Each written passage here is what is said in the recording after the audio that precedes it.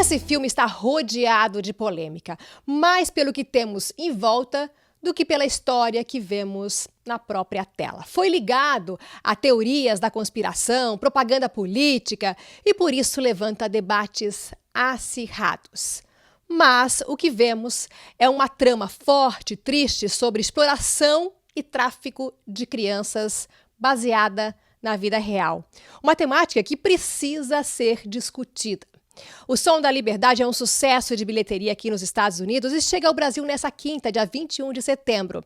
A equipe de produção está no Brasil para lançar o longa. E a gente adianta para vocês por que esse filme está rodeado de polêmicas. Olha só.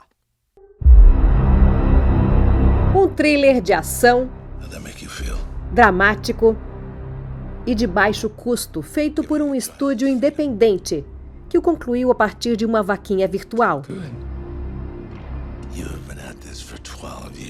Foi assim que arrecadou mais de 17 milhões de dólares e ao redor do mundo já rendeu mais de 12 vezes esse valor, 210 milhões de dólares.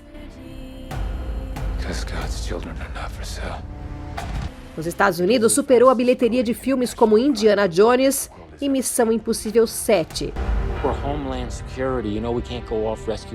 Som da Liberdade já é considerado um dos maiores sucessos do cinema independente. Inicialmente, o projeto havia sido adquirido pela Fox, mas foi arquivado após a compra do estúdio pela Disney. Sobrou para a pequena produtora conhecida por fazer filmes religiosos. A trama é baseada na vida de Tim Ballard, um agente do Departamento de Segurança Interna do governo americano que largou o posto para fazer justiça com as próprias mãos e se tornou ativista em uma missão para resgatar crianças na América Latina.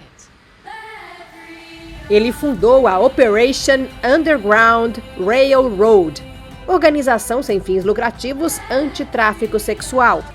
Ballard e a própria ONG já foram contestados, colocando em questão o método e a abordagem da operação por serem exagerados ou sem evidências documentais claras. Fuego handed her off here. No filme, quem o interpreta é o ator Jim Caviezel, que fez Jesus em A Paixão de Cristo, de Mel Gibson, e que viralizou nos últimos tempos com o discurso sobre teorias da conspiração. Grande parte da controvérsia do filme vem de Caviezel e Ballard, que apoiaram abertamente esses grupos que defendem teorias da conspiração. Daí toda a polêmica em cima da produção. E foi a curiosidade do que está na tela que também levou milhares de pessoas ao cinema. O filme foi dirigido pelo mexicano Alejandro Monteverde e a atriz Mira Sorvino também está no elenco. Há mais de 2 décadas, ela trabalha para combater o tráfico infantil e já foi embaixadora da ONU pela causa.